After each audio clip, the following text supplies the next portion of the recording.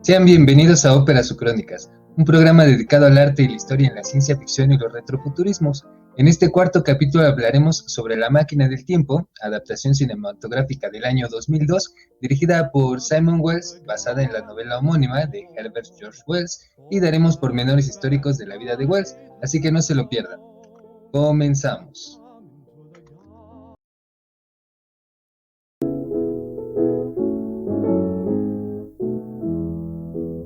It was many and many a year ago in a kingdom by the sea that a maiden there lived whom you may know. Hola a todos, ¿cómo están? Al auditorio, ¿cómo estás, Mauricio?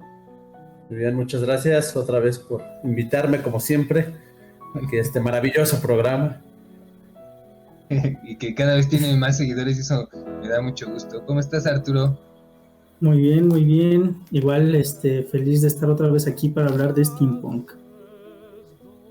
Bueno, creo que no tenemos que pedirle permiso a nadie para empezar, ¿verdad? Entonces, pues vamos a empezar. Bueno, como les había comentado en el intro del programa, pues ahora en este programa vamos a hablar sobre la película de La máquina del tiempo, concretamente la versión que se hizo en el 2002, pues para mí me pareciera que fue hace poco, pero pues ya tiene 20 años, así que pues... Yo dije 2002, pues apenas, ¿no? Es de lo más nuevo. Parecería, pero... De repente, caray, ¿no? Y bueno, lo que me resultó justamente interesante fue pues contrastar la versión, porque este es un remake, no es como la adaptación libre de la obra de Wells, sino que es como un remake de la adaptación anterior de los años 60. Entonces, De hecho, la mencionan, la de los años 60. Sí. Entonces, pues está interesante eso porque, pues justamente, bueno, lo comentábamos ahorita antes de empezar el programa, ¿no? Como la escena donde va hacia el futuro es como el futuro que nosotros ya imaginamos, no es como el que se imaginaban ellos entonces, ¿no? Pero sí, es ya nuestro futurismo. No sé si quieras, ¿alguien quiere empezar como a decir algo? O empiezo a poner las láminas, o no sé. Porque también hay que hablar de Wells. Se habla primero del autor y ya después vemos la obra y podemos ver la obra y la película, ir comparando y ya. Échate tú a Wells a ver, para que nos empapes a todos nosotros de este conocimiento sobre el autor.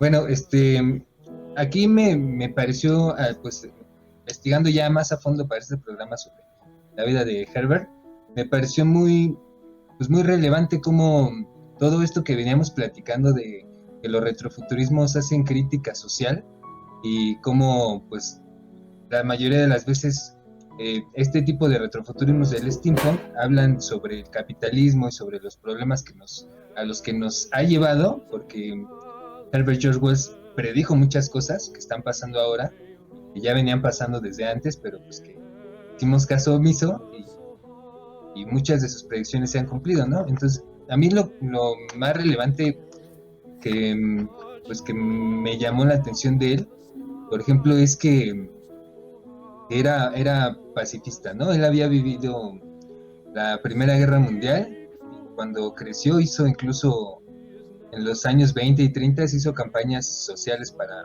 evitar conflictos bélicos. Este afán de ser pacifista también lo llevó a creer que un gobierno global era la mejor solución para evitar los conflictos. Entonces, en ese entonces había algo que se llamaba la Sociedad de Naciones, que es la precursora de las Naciones Unidas, y él estaba como a favor de hacer de esa organización pues como un gobierno global, ¿no? Pero otra cosa que me parece así súper interesante es que pues él de chiquito era pobre, bueno, no tan pobre, pero pues sí era pobre. Y sus papás sí tenían como esa visión de darles educación a él y a sus hermanos. No me acuerdo cuántos hermanos tenía, creo que tenía una hermana o algo así. El caso es que... clase media tirándole a clase baja. Entonces también por eso Wells tuvo que tomar varios trabajos que no le interesaban cuando era joven, que su mamá era la que lo metía de aprendiz o de ayudante en tiendas, pero a él no le interesaban porque él de joven tuvo una fractura en una pierna y el procedimiento en esa época era que después de enyesar la pierna tenían que permanecer en cama durante varios meses para que el hueso sanara, y durante este periodo fue cuando Wells se hizo muy aficionado a la literatura. A la lectura, ¿no? Sí, Entonces, ya cuando empezó a trabajar era un mal empleado porque perdía el tiempo leyendo y no atendía bien el negocio. Sí, eso sí tenía como, desde ese episodio, pues como que le nació el amor por la literatura, pero también su papá ya era poseedor de una pequeña biblioteca que estaba a su alcance, ¿no? Y además, también esto fue lo que después le abrió las puertas del mundo académico, porque gracias a todo este conocimiento que él tenía, consiguió un trabajo de ayudante de profesor, y después estuvo ganando varios concursos que se hacían varios premios académicos, juntó el dinero y después también se ganó una beca para entrar a estudiar en la universidad.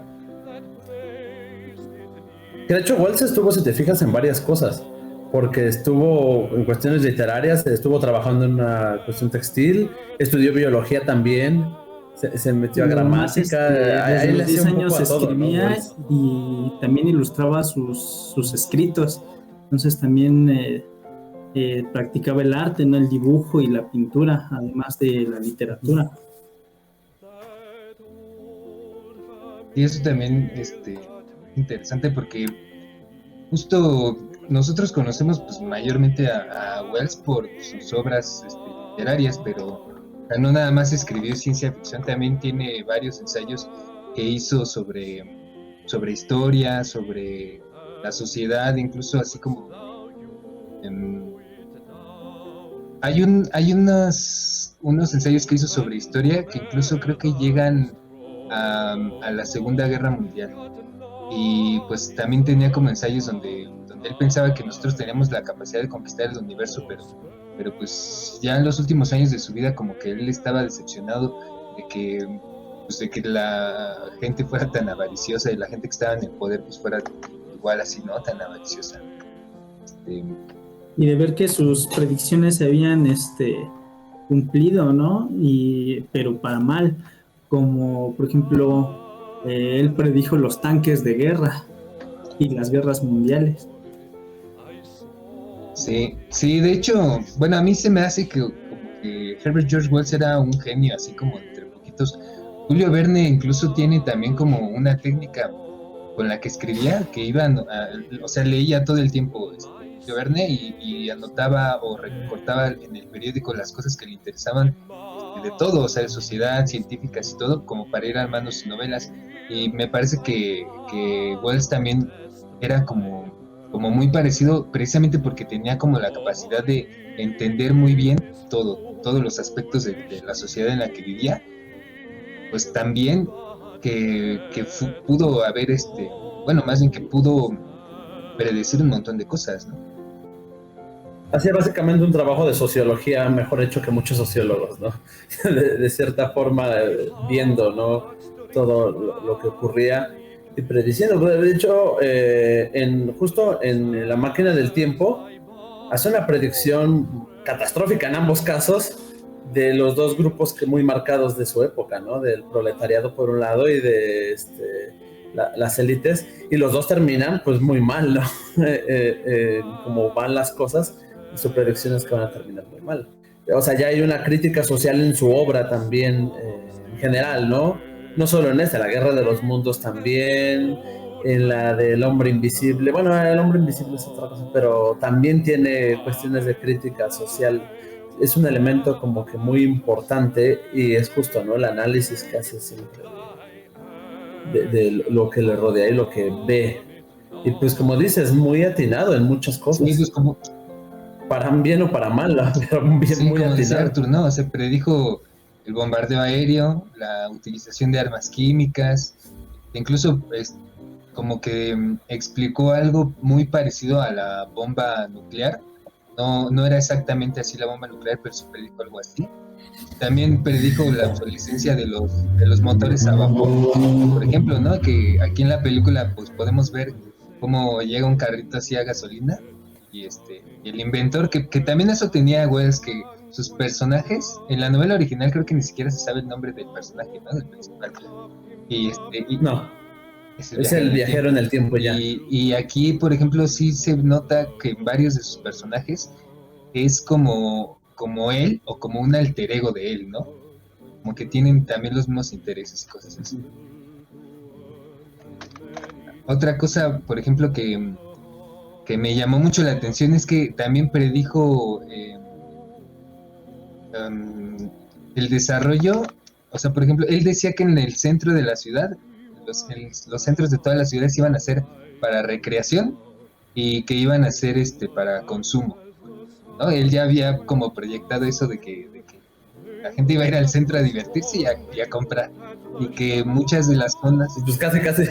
sí, le atinó pues, muy bastante bien, ¿no? O sea, tan solo el centro de la Ciudad de México, cómo se atiborra de gente que va a comprar, ¿no? Ahí se surten, pues.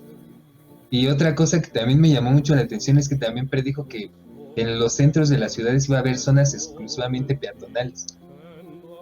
Y pues en muchas partes del mundo los centros históricos son peatonales o son de tráfico reducido. Otra cosa que me llamó mucho la atención, que también anticipó esta división de clases de acuerdo a los barrios, según donde vivieran. Ya sabía que, por ejemplo, iba a estar la ciudad, iba a crecer mucho demográficamente alrededor, y en los suburbios iba a haber esta separación muy marcada entre clases altas y bajas. Entonces eso también así cuando me enteré de eso dije, no manches, está muy cañón, porque si nosotros recordamos, por ejemplo, esta película no la hemos reseñado porque no es steampunk, pero creo que ya la había comentado, es una película que se llama Dianes, que es de un sacerdote que llega a ver cómo tratan a todos los trabajadores de la industria textil, y la gente pobre pues vivía pues, prácticamente así revuelta, y había pues en las iglesias con lo que se hacía era que sí se separaban las clases, pero iba la gente pobre y la gente rica, nomás que la gente rica se sentaba hasta adelante y la gente pobre estaba hasta atrás parada, ¿no? Cositas así como que sí han cambiado ahora, ¿no?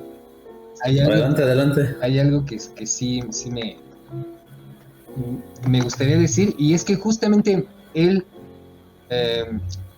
que se anticipó tanto a tantas cosas, era una persona tan inteligente y era tan visionario que incluso fue como precursor del feminismo, porque tiene una obra que se llama, ¿cómo se llamaba esta obra? Ana... Es la de Anne. Sí, ¿no? Se llamaba Anne Victoria o algo así, ¿no? Ajá, déjame buscar. Anne Verónica. Ana Verónica. Ajá, sí, bueno, pues ahí igual critica como toda esta sociedad, ¿no? Y en su autobiografía también tiene ahí escritos cómo él piensa que una sociedad que hace que las mujeres y los hijos estén subordinados económicamente al padre no es una sociedad justa, ¿no? Entonces él pensaba que el gobierno debía de pagarles un salario a las mujeres por no literal por tener hijos, ¿no? Sino al revés. Si las mujeres tenían hijos y los educaban y los alimentaban bien, entonces sí se les debía de pagar un salario. Y todas estas ideas...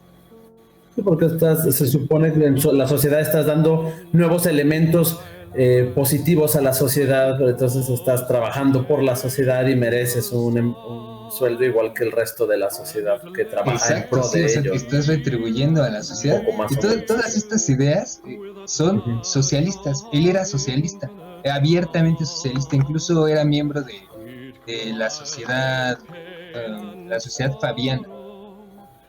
Y esta sociedad fabiana era un movimiento socialista británico. cuyo propósito era implementar los principios del socialismo pacíficamente.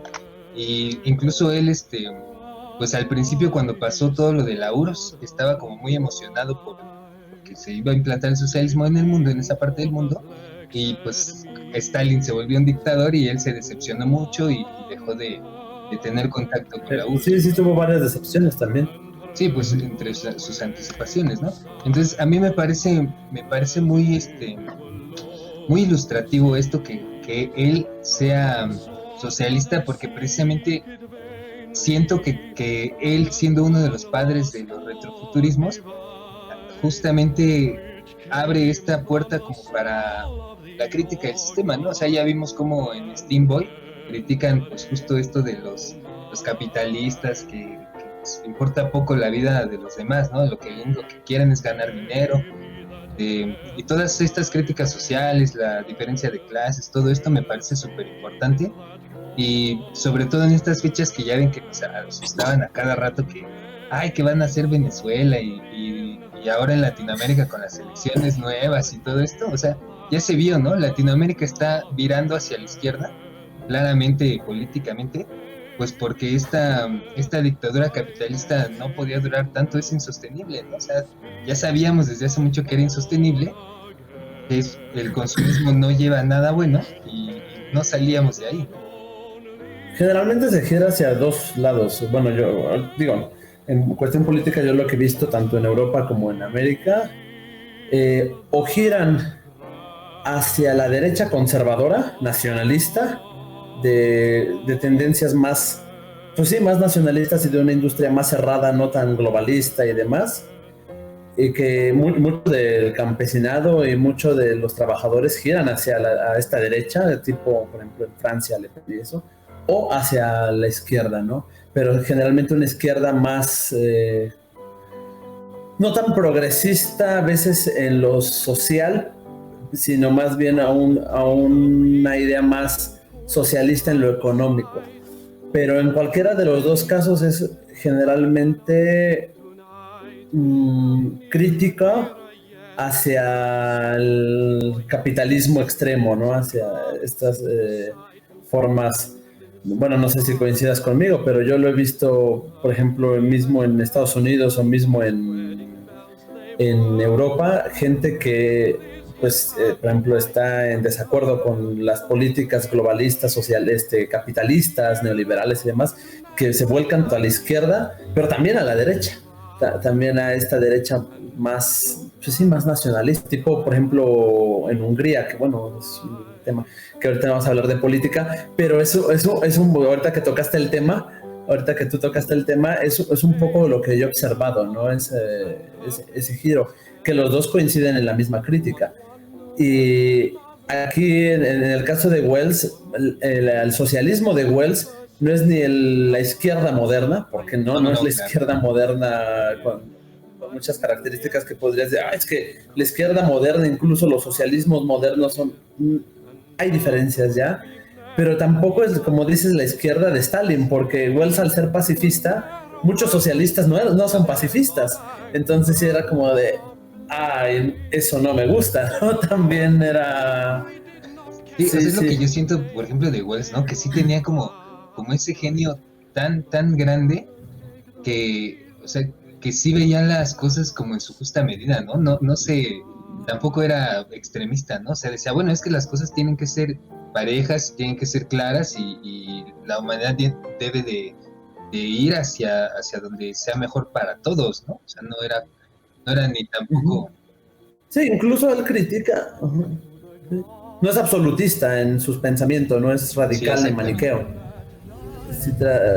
Incluso hacia el socialismo mismo hace crítica en su obra, a pesar de que él es socialista. Sí, pues claro, hace crítica sobre todas estas cosas de Stalin, que se volvió un dictador, o sea, la gente que no estaba de acuerdo, y no sé a quién me recuerda, Stalin, la gente que no estaba de acuerdo, la mandaba a matar, ¿no? Ahora pues la sacas de tus clubes privados, de tus... ¿no? Como dicen ahora, los funan, los cancelan y demás. Sí, ¿no? Y eso es muy común. Bueno, o sea, Arthur, tú, yo lo hemos vivido en diferentes ámbitos, ¿no? El otro día hablaba con Arthur que Sí. que pasó algo así parecido como en el gótico, en el movimiento gótico, que pasó en el steampunk. Bueno, ha pasado varias veces en el movimiento Varias mexicano. veces, ¿no?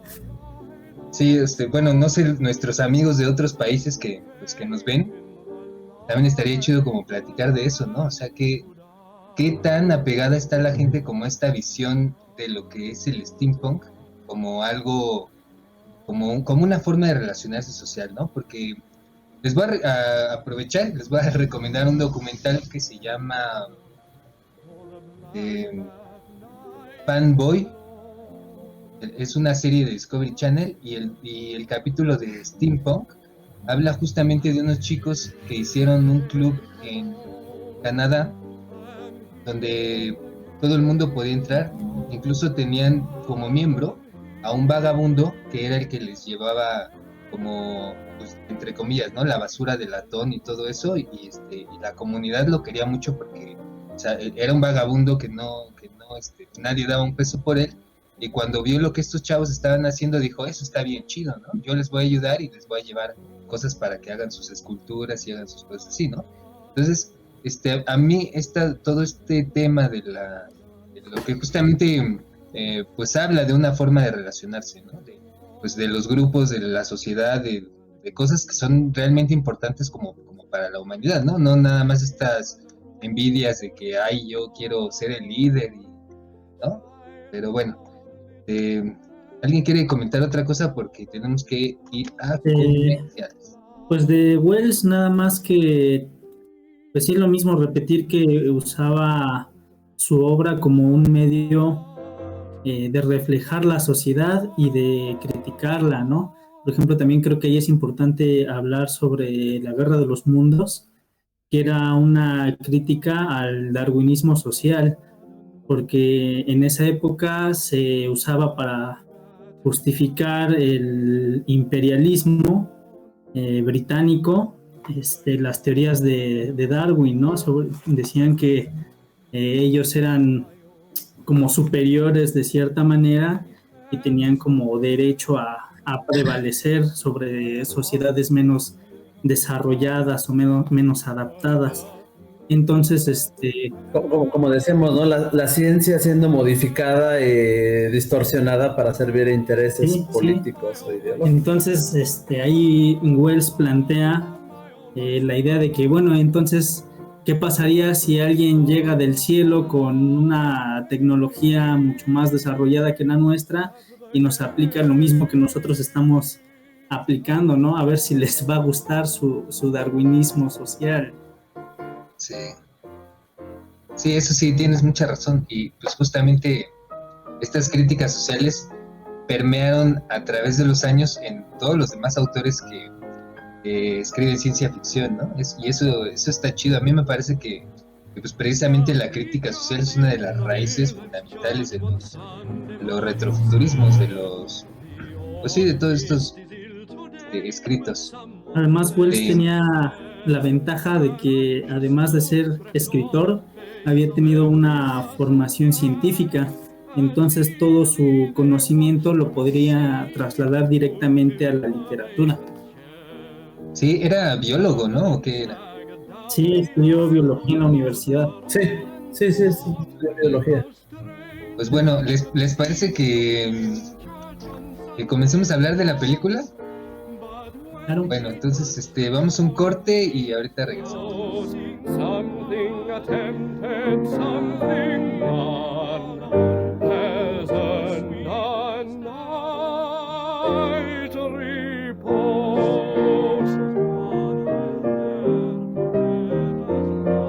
As long as I may live, and just to see it all again, what me wealth I'd give. Under a spreading chestnut tree, the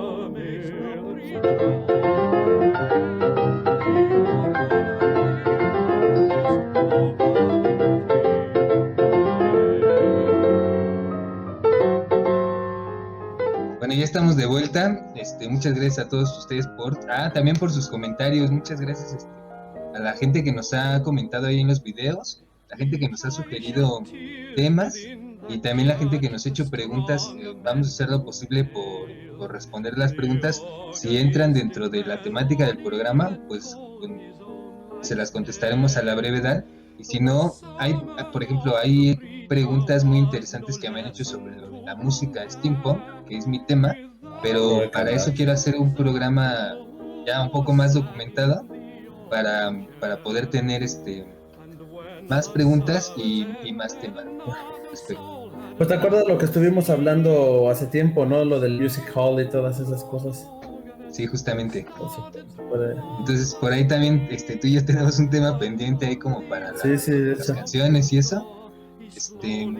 Y justamente si alguno de los televidentes está interesado en algún aspecto sobre el steampunk, como por ejemplo ya ven el capítulo pasado que hablamos sobre los piratas y esta cuestión, yo digo que estaría chido ampliarlo. Entonces también si les interesa ese tema, que nos escriban, que nos digan, ¿no? ¿Qué diferentes temas?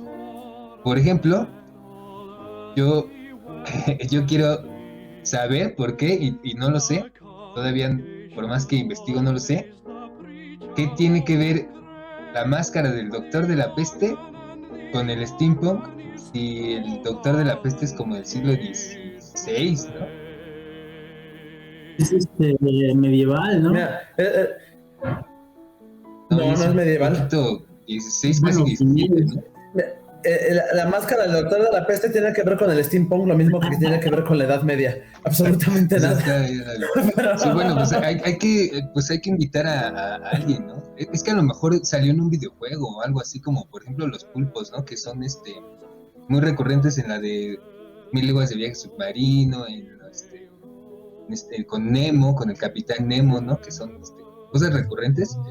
Y a lo mejor nosotros no las conocemos, ¿no? Entonces sí, pues sí me gustaría como... Si alguien que nos esté viendo sabe por qué es tan recurrente esto, pues por favor escríbanos, díganos, o si quiere participar en el programa, igual díganos, oigan, yo quiero hablar de eso en el programa, y lo invitamos. ¿No crees que sea porque parece que trae gogles? Le da un aspecto como... Pero es que ese también es el diseño o algo así. actual, ¿no? De la máscara. Bueno, porque yo me acuerdo haber visto... Es que la máscara clásica del Doctor... justamente que según era como de la Edad Media, que era solo como un costal con una especie de protuberancia aquí, y no es nada parecido. Sí, ese sí es medieval. La máscara de la peste actual. Sí, la máscara de Doctor de la Peste, que parece que trae gogles incrustados en cara de cuervo y el sombrero como de ala ancha, bajo. Eso es como del siglo XVII más o menos, me parece. La medieval es como más como una máscara costal con un como pico que hacia abajo, que es donde ponían las hierbas, porque en la Edad Media era muy importante la cuestión del olor. Para buen olor era salud. El aire y ya no se iban a el ambiente.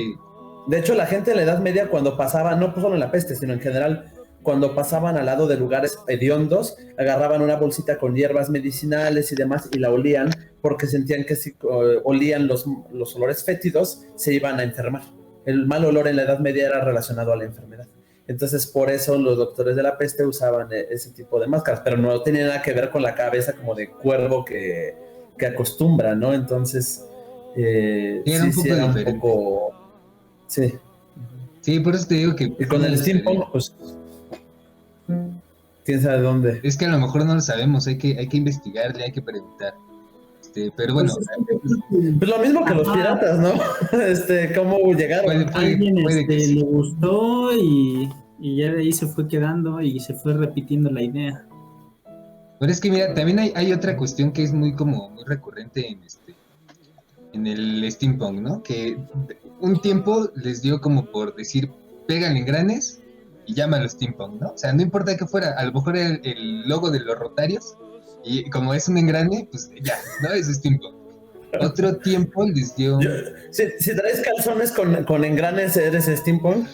Sí, un tiempo les dio como por decir eso. Otro tiempo les dio como por lo de los gogles, ¿no? Entonces, hay un personaje de Marvel que es el Spider-Man Noir, que trae gogles, pero es como más dieselpunk, como una cosa así. Pero Sí. pues igual, como traía gogles, la banda empezó a decir, no, pues es steampunk. Y en realidad no. Y luego ya empezaron a relacionar mucho. Entonces, si traes uno engrane así en la espalda y unos gogles, ya eres steampunk, ¿verdad? Pues es que mira, es lo que yo pienso, es que a mí me parece demasiada confusión porque es como si yo viera a un agente de seguridad privada, así todo de negro con sus botas militares, que dijera, pues ese es un gótico, ¿no? Porque está de negro y trae botas militares, ¿no? Pero no lo es, ¿no? O sea, no lo es, por muchas razones no lo es. Entonces, en el steampunk me parece, sobre todo en los grupos de habla inglesa en los que estoy, me parece que sí hay demasiadas confusiones, ¿no? Porque pues ya lo habíamos comentado antes que la gente sube motos Harley Davidson o coches de motor de combustión interna y creen que es steampunk, ¿no? Siento que también ahí tiene que ver con lo que decíamos cuando tocamos un poco el tema de la serie de Arcane como superficial, que a veces la gente ya no hace steampunk basado en el siglo XIX, sino que toman como el concepto general de steampunk y de ahí se inspiran para crear otra cosa que ya no tiene que ver con la idea original y es como la inspiración de la inspiración. Y se sigue viendo Steam, sigue teniendo como los mismos elementos estéticos y simbólicos, pero ya no está como anclado en el mismo origen, o en la misma sí, época, se ve como... o en la misma energía. Bueno, yo no diría que se ve como Steam, yo diría que se ve igual retrofuturista, ¿no? Porque, o sea, hay muchos retrofuturismos y no solamente el steampunk, ¿no? Y también me ha pasado pues eso, ¿no? Que yo veo gente que sube cosas dieselpunk o clockpunk o teslapunk o greenpunk o muchos, sobre todo scrappunk, pasa mucho y lo confunden con el steampunk. Es que a veces también se terminan mezclando entre sí. Sí, es muy normal que se terminen mezclando. Sí, claro, pero en una obra literaria o en una película o así, pero si tú estás viendo el elemento concreto aislado, sí es mucho más fácil de distinguir, ¿no? O sea, por ejemplo, bueno, vamos a hablar de la película y vamos a poner unos ejemplos de la película. Bueno, vale. Ya después nos ponemos a debatir por eso. Por ejemplo, ¿no? La película de entrada sí es retrofuturista, pero la obra original de Wells no es retrofuturista porque él no estaba pensando en un pasado que recreara el futuro. Lo que decíamos, ellos lo que veían era un futurismo. Sí, o sea, la novela es puro futurismo, no tiene nada de retro, porque incluso aquí en las imágenes que les preparé, que son pues, de la película, se ven, o sea, la gente está vestida siglo XIX, no hay nada futurista ahí. Incluso ahí le hace un chiste al tipo este que le dice, es que todas las personas son iguales, usan el mismo ridículo sombrero de hongo. Y me hubiera puesto un bombín para ahorita, para grabar. Y te lo quitas discretamente. Pues al final de la película el señor se quita el sombrero y lo avienta, como acordándose de él. Sí, pues ese gesto es como para acordarse de él, ¿no? Y bueno, por aquí pues están todas estas imágenes. La casa de él, por ejemplo, que aquí sí tiene nombre, y no me acuerdo cómo se llama, pues es Alexander, no me acuerdo qué. Sí, Alexander algo. De hecho, desde los primeros escritos de la novela, el personaje tenía un nombre muy complicado y difícil de pronunciar, y le decían a Wells que su novela no iba a tener éxito por tan solo el nombre del personaje, que nadie iba a poder recordarlo ni decirlo. Y sí pasa, ¿eh? Pregúntame a mí que me gusta ponerle a mis proyectos musicales nombres en latín y cosas así. Aquí, por ejemplo, esto sí es futurismo puro, ¿no? Está bueno, este es el estudio... Sí, deja tú los proyectos musicales. El Instituto de... Mexicano de Fonometrografía. Bueno, pero eso está en español. Sí, pero no todo... ¿El Instituto Mexicano del Fonógrafo o qué? Bueno, pues luego les cuento la historia de por qué se llama así. Pero lo que les quería decir es que justamente aquí en esta escena se nota un bosquejo que hace pues, este científico Alexander, que en esta película se llama Alexander, del futuro. Y se ven aquí las ciudades, se ven los rascacielos. Es un planteamiento del futuro. Ajá, se ven los rascacielos que en ese entonces pues, no existían y se ven como aceras de varios pisos. Es el segundo piso del periférico, es lo que tú no sabes. Pero es peatonal. Bueno, de cierta forma estos distribuidores viales y segundos pisos en diferentes países son precisamente Pero eso. aquí como que los pensaban más Son- peatonales, ¿no? Para peatones, sí, es más bien peatonal. Sí. Y bueno, pues tenía su colección de relojes, ¿no? O sea, hasta ahí, incluso podemos decir que no es nada retrofuturista la película. Como Se pasó lo vuelve mismo como retrofuturista al verlo desde nuestra perspectiva actual, ¿no? Pero no desde Exacto. el origen como fue pensada. Exacto. Sí, Exactamente. pasa un poco como Steamboy, ¿no? Que pues igual es una recreación completamente así.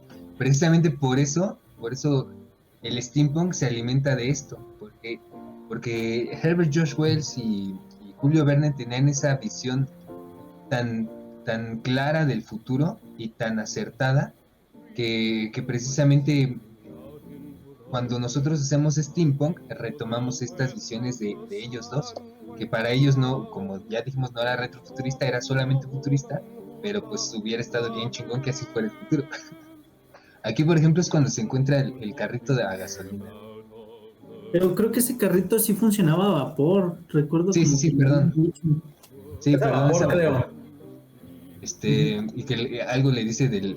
Bueno, esto, la verdad es que yo no me acuerdo de la novela, no la leí completa porque además es muy extensa, pero creo que esto no pasa en la novela. No, esto es añadidura del bisnieto Para la trama, de Wells. Ajá. Y Sí, que de hecho Simon, ¿no? Se llama Simon Wells. sí, el director se director. llama... Él es el bisnieto de Sí, su Wells, de bisnieto. H.G. Wells. Y él le mete mucho también de su cosecha a la película, le añade, como decimos, estos detalles, por ejemplo, que el científico Alexander se comunicaba mediante epístolas, mediante cartas, de forma epistolar con Albert Einstein, que en ese momento era vendedor de patentes, me parece. No sé si Simon Wells haya tenido que ver con el nombre del científico. Lo que sí es que como que lo adapta y le mete nuestro futurismo, que es lo que comentábamos detrás de bambalinas, Sí. que le mete nuestro futurismo, ¿no? Sí. Son muchos detalles muy interesantes que enriquecen como dices, es La trama. un remake, por así decirlo, una reconstrucción, como te dijiste hace rato, de la obra de su bisabuelo, ¿no? Bueno, Porque hay varias cosas de aquí que en la novela no están, o ni en la película de los 60s.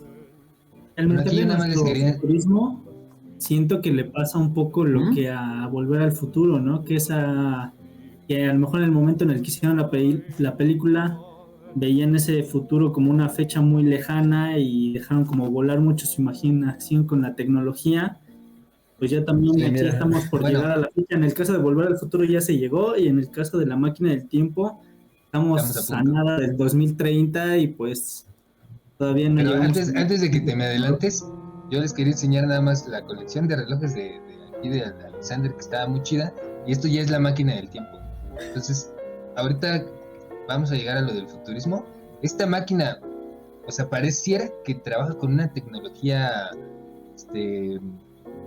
no a Eléctrica, vapor. ¿no?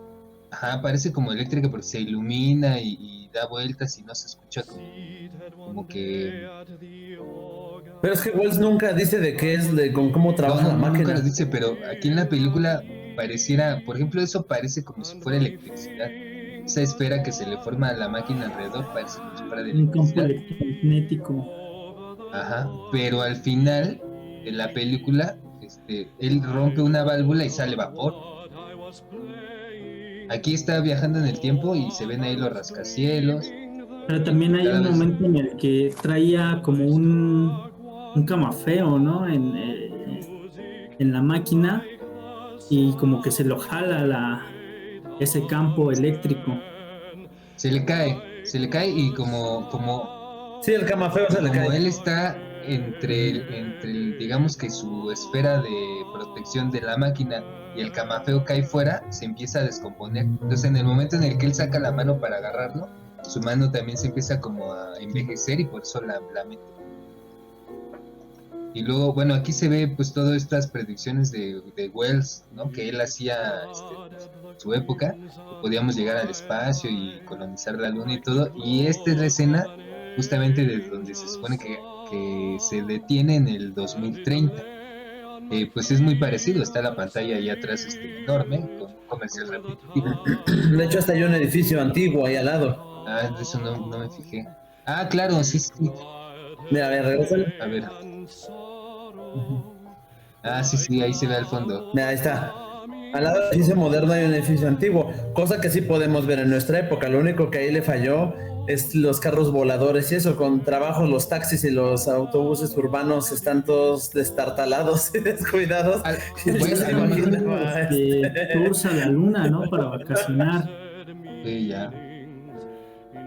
Que de hecho la estaban como, por así decirlo, minando la luna. Estaban haciendo explosiones para hacer justamente como viviendas y demás, Arthur, para vacacionar. Lo que a mí me indigna muchísimo es que si están en el 2030 y la película fue hecha en el 2002 y que ya había steampunk en el 2002, ¿por qué no pasa un grupo de steamers enfrente de la máquina del tiempo? Le dice, qué bueno está tu traje. Hay una chica que le dice, qué padre, está tu atuendo retro. Sí, dice, está muy retro. Y le dice que su máquina del tiempo podría hacer buen expreso. Un buen capuchino, ¿no? Sí, un buen capuchino. Pero bueno, lo que decía Arthur es que, no estaba hablando de la película, sino que hoy en el 2022, estamos en el 2022, ¿verdad? O sea, es cuando ya se están vendiendo viajes a la luna, o sea, están anticipados pues, pero ya se venden.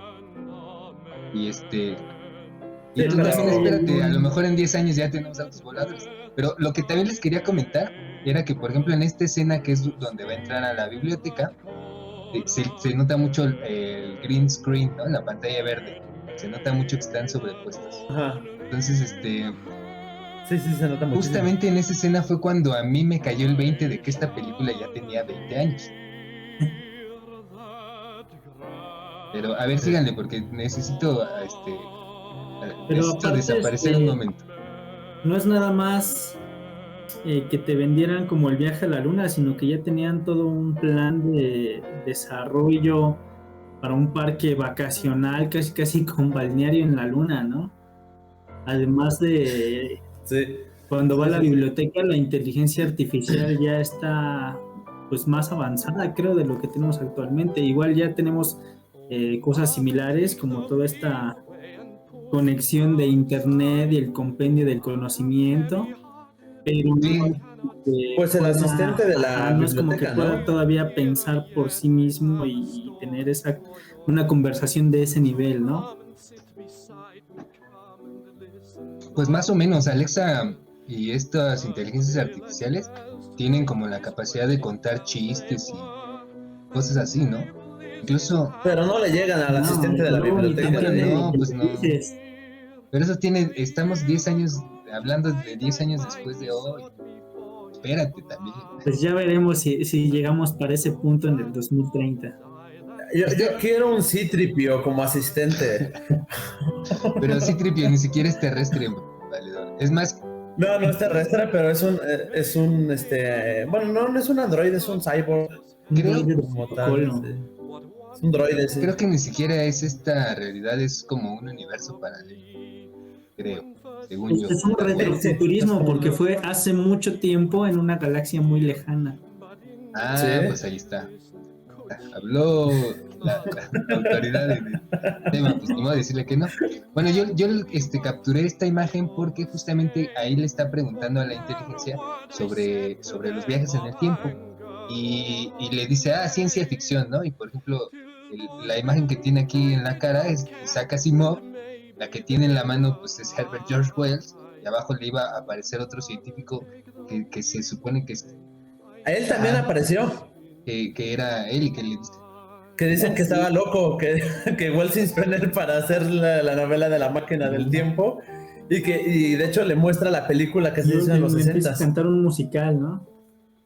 Ajá, Ajá. sí, bueno, eso es todo lo que capturé de aquí de la biblioteca, que sí, justamente eran como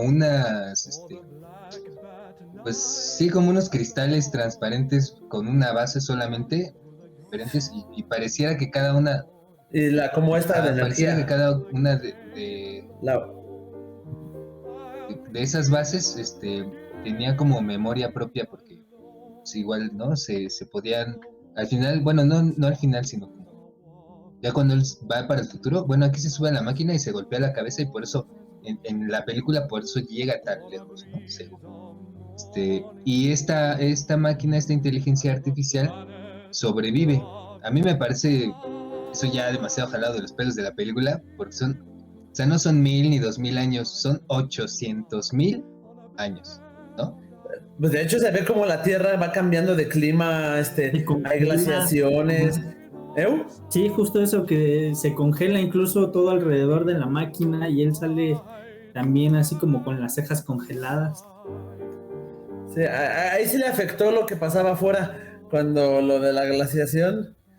Hay un periodo y pues, para que se congelara dentro de la máquina es que estuvo intenso frío, porque sí estaba como muy largo el periodo de glaciación. Hay glaciación, hay un periodo que es como desértico y rocoso nada más, después se vuelve bosque, después se inunda todo, después otra vez. Es como varios ciclos geológicos que ha vivido ya el planeta, pero que se repiten y repiten y repiten y repiten, para que después salgan los monos estos, los mox, Pero, y los pero otros, justo ¿no? lo que Los yo iba Eloy, es ajá. que, por ejemplo, ¿no? Pues hace 2000 años fue lo del Imperio Romano y todas estas cosas, ¿no? Hace 4000 años, o sea, para nosotros es súper lejano lo de los egipcios, lo de las pirámides y todo esto. Sí, las pirámides son Ajá, así como o sea, son 4000, 5000. 4000 Sí. años. O sea, ni siquiera, o sea, no, bueno, yo no tengo como bien claro qué pasó hace 100,000 años, mucho menos. Sí, es que la concepción del tiempo es bien interesante, porque dices, uy, hace, no sé, Mozart, no, ya es bien antiguo Mozart, la gente usaba pelucas en el siglo XVIII, no, eso ya fue hace mucho. Te pones a contar cuántas generaciones son a nosotros y no son tantas generaciones. Es una cosa muy cercana. Eh, de, de- una vez escuché de un mexicano que nació durante el virreinato de la Nueva España. Cuando él nació en la época de los clavecines y de las pelucas, 1780, 90, vivió más de 100 años, vivió como 120 y tantos, 130 años, más o menos. Y ahorita no tengo el dato exacto, ¿no? Pero nació por esas épocas y murió ya para la Revolución Mexicana. Y dices, uy, es que es muchísimo tiempo. Pues una persona, sí, vivió de más, vivió muchísimo tiempo, pero realmente una sola persona pudo vivir ese periodo, ¿no? Y dices, bueno, no está tan lejano. Lejana la Edad Media, ya Algo 1000 años. como Y de más repente, tangible para la audiencia, ¿eh? no sé, la reina de Inglaterra o Chabelo, que también sienten que están súper viejitos y pues no están tan lejanos, ¿no? Y también les ha tocado como vivir muchas cosas. O Vamos, mi abuelo tiene 100 años, va para los 101. Y cuando él estaba chico, estaban estos carros que les daban crán, se vestían con las boinas y todo lo que vemos ahorita como retro y vintage y eso era lo que él vivía en su niñez. Y yo conozco a mi abuelo, ¿no? Yo convivo sí, con en él realidad y ni todo. siquiera es tanto. Ahora, pero lo vemos como, sí, no es nada. Y de repente decimos, no, viejo lo romano, pero cuando ya te vas dando cuenta, como dices, o viejo lo egipcio, o viejo los babilonios y los sumerios, y sí, ya son miles de años, pero cuando ya lo comparas con la edad de la Tierra, no es absolutamente nada. No es nada, es un periodo Sí, insignificante justo acabo de realmente. escuchar que, no me acuerdo del nombre de la persona que lo hizo, pero haz de cuenta que como que resumió la historia de la Tierra en un año. Entonces, la humanidad apareció el 31 de diciembre, pues, como no me acuerdo, pero, o sea, pasando mediodía del 31 de diciembre, ¿no? Pues, o sea, son 365 días lejanísimos que no pasaba nada. Pero, bueno, antes de comenzar a platicar sobre De hecho, los hablando de mordos y Wells, eso, ajá, uno de sus trabajos. vamos a un corte, ¿no? Y ahorita regresamos. Sí. Dale.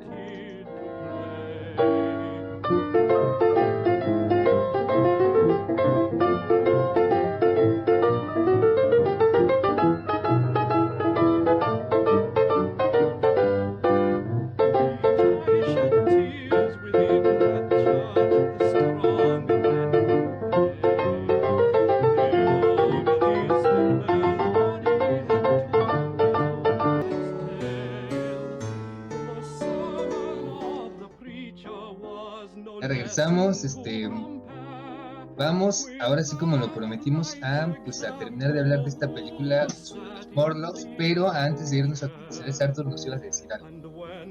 Así que justo hablando de Wells y de la historia de la humanidad, uno de sus trabajos que le dio como más éxito económico fue justo un escrito sobre la historia de la humanidad, ¿no? En esta idea que él tenía como de ver a las naciones como algo global, también escribió como uno de los primeros compendios de historia universal que salió en varios volúmenes y fue un éxito rotundo en ventas.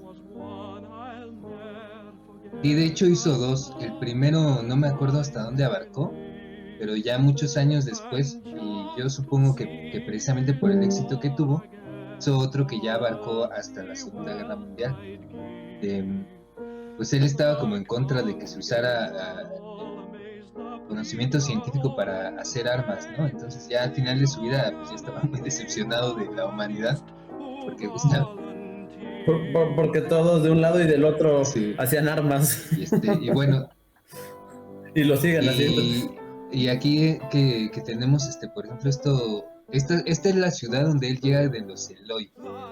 De Alexandre llega a ver a los Eloi que viven como en Ecatepec, así que están como en las barrancas. Y si te fijas, es una sociedad primitiva. Es una sociedad, bueno, obviamente es futurista, pero en su desarrollo civilizatorio se podrá considerar que es una sociedad primitiva. Pero, por ejemplo, tienen todas estas como tesoros arqueológicos, por así decirlo, que son las placas antiguas que encontraron de varios edificios, inscripciones de lápidas y demás, pero que las acomodaron todas juntas, las apilaron, y no tiene ningún sentido porque una cosa no tiene nada que ver con la otra. Entonces, de hecho, hay una tumba ahí y al lado hay de un museo. Junto a lo que decían de que está muy poco creíble que la tecnología de fotónico, creo que le llamaban al asistente de la biblioteca, sobreviviera hasta esa época.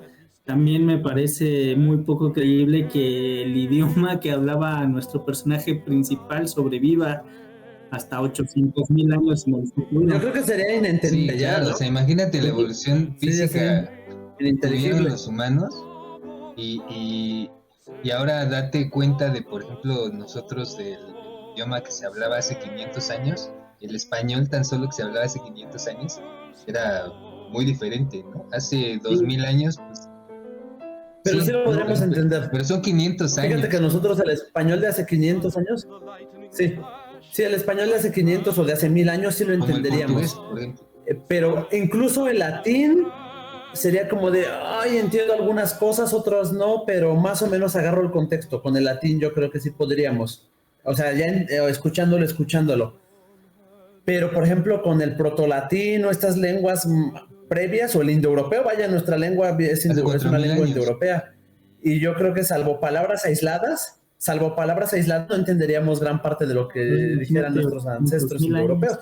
Y eso que los indoeuropeos son, pues, que serán, no son No son No, 10,000 no. años, no son 20,000 años. Exactamente. ¿Qué cuántos son en la película?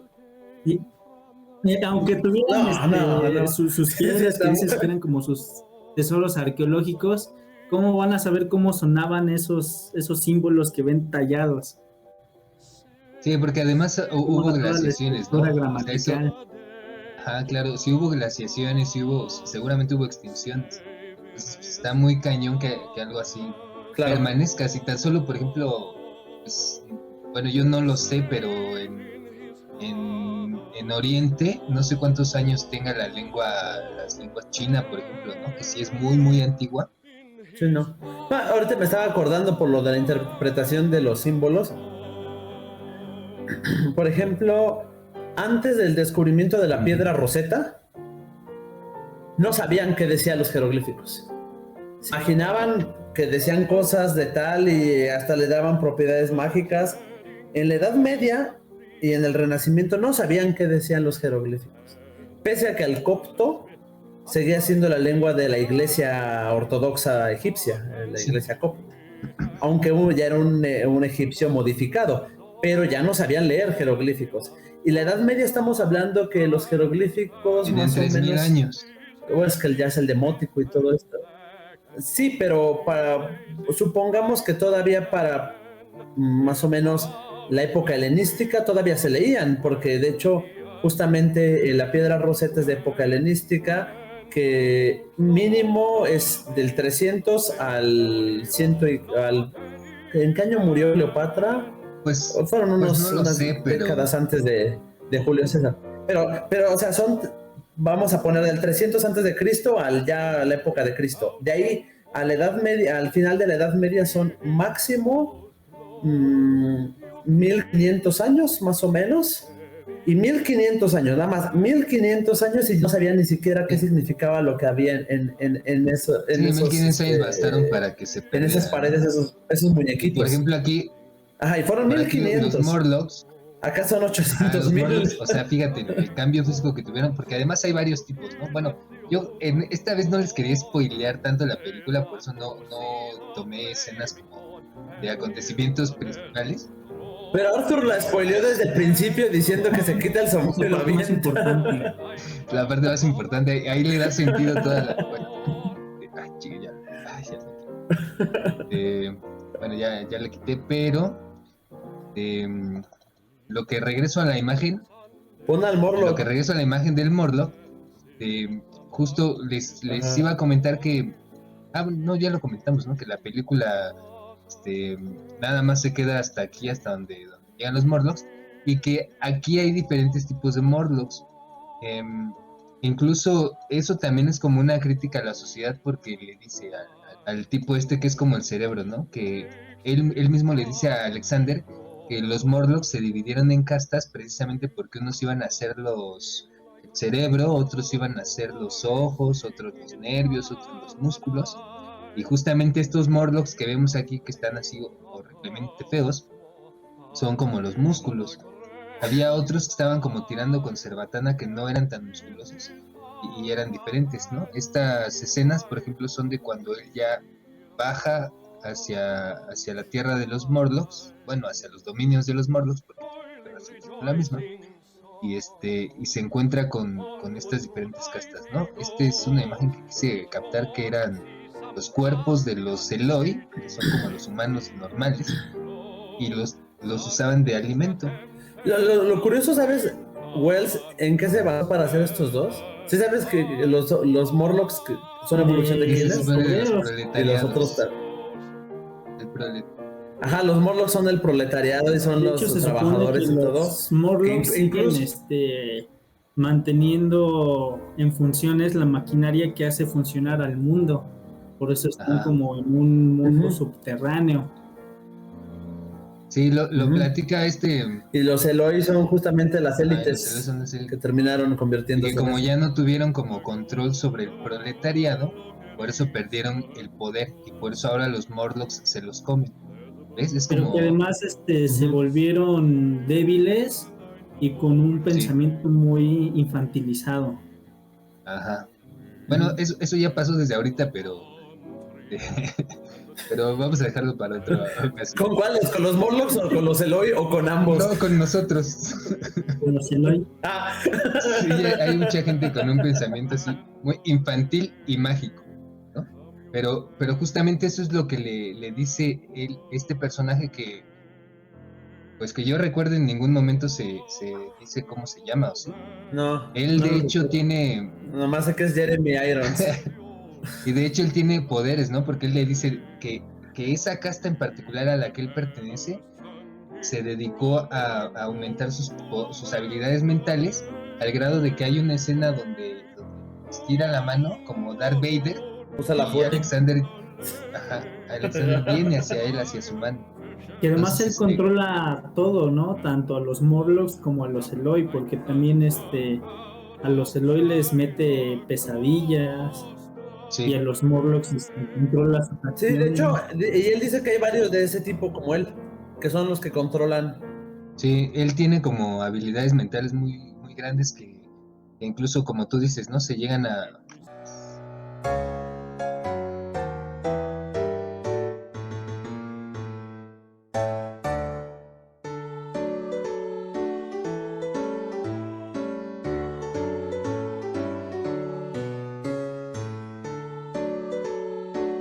Bueno, pues ya estamos de regreso y pues estábamos comentando que aquí este personaje que es un Morlock, que una de las tantas castas, pues tenía habilidades mentales tanto así que podía meterse a la mente de los Eloi, ¿no? Y no sé quién estaba hablando, ya no me acuerdo.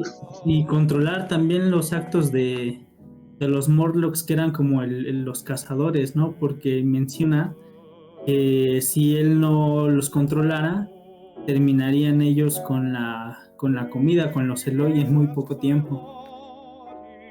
Ah, sí, sí. Le dice, ¿no? Que justamente cuando entra, le dice, no te preocupes, yo los controlo. Y, y le dice eso de que si no, pues son como animalitos, ¿no? Porque como lo mencionaba antes, eran como los puros músculos y así. Y este personaje, por ejemplo, sí puede hablar y entenderse con este Alexander, a pesar digamos que de las dificultades del idioma. Y como que él no tiene problemas con eso, ¿no? Pero, por ejemplo, los otros Morlocks ni siquiera se les entiende como lo que dicen, ¿no? Y Como no por parece ejemplo que los tengan Eloi, como como una estructura de comunicación, de un idioma, ¿no? Nada más como que hacen ciertos gruñidos y ya.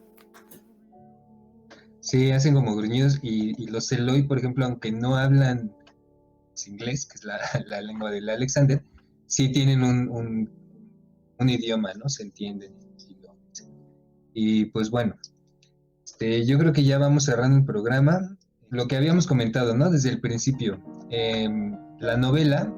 Ah, bueno, aquí estas láminas que hice fue justamente porque el Morlock se mete a la mente de Alexander y le enseña como lo que pudo haber sido su vida, ¿no? Con la chica que en esta adaptación cinematográfica es la que se muere y lo motiva a él a viajar en el tiempo. Y le dice justamente que la motivación para él de querer cambiar el pasado, pues es la muerte de esta chica, y lo que hace la muerte de esta chica es que él desarrolla la máquina del tiempo. Cuando él le pregunta, ¿por qué no puedo cambiar el pasado? Le dice, Porque sin ese pasado él no hubiera inventado su máquina. exactamente. Entonces, le dice que es imposible que él regrese al pasado porque su motivación para hacer la máquina fue esa. Entonces, pues igual a lo mejor podría haber como regresado en el tiempo y cartearle a Albert Einstein sobre sus descubrimientos para que Albert Einstein hiciera la máquina del tiempo y pedirle el paro que lo arreglara. A lo mejor así si se hubiera podido, ¿no? Tal vez. Pero pues ahí también me lleva una frase que me gustaba mucho de esta película, que la primera vez que la vi fue como que muy llegadora. Cuando está él todavía en el pasado o en su presente, mejor dicho, pensando por qué no puede cambiar lo que sucedió. Y dice, podría regresar 1000 veces y verla morir en 1000 formas diferentes. La respuesta sí. no la encontraré aquí ni ahora. Y por eso se va al futuro. Sí, esa escena como que te da a entender que él ya había tratado más de una vez, ¿no? En la película solo se ve como que regresa una sola vez, pero cuando dice eso justamente te da como a entender que fueron más veces, ¿no? Y y pues bueno, yo creo que con esto cerramos el programa. Aquí se alcanza a ver, por ejemplo, la escena final, que pues es como un contraste entre el futuro donde él ya está viviendo y el pasado. Y le dicen algo así como que él en el futuro, Alexander en el futuro dice algo así como que pues este fue mi hogar hace mucho tiempo, y el otro personaje dice pues este a lo mejor se marchó y encontró su hogar, ¿no? Sí. Entonces quedó ahí como muy romanticona y muy bien la adaptación, pero bueno. Y pues eso sería todo. Entonces ya saben, gente, si tienen alguna duda, si nos quieren escribir, pues ahí por ahí aparecieron nuestras redes sociales, si no en YouTube. Y pues esto sería todo por nuestra parte. ¿Te quieres despedir, mandar saludos o algo así? Pues ya saben que para cualquier cosa nos pueden encontrar aquí en las redes del programa o también en el grupo Creadores Mexicanos de Steampunk. Vientos. Muchas gracias a todos por haber visto este programa y hasta la próxima.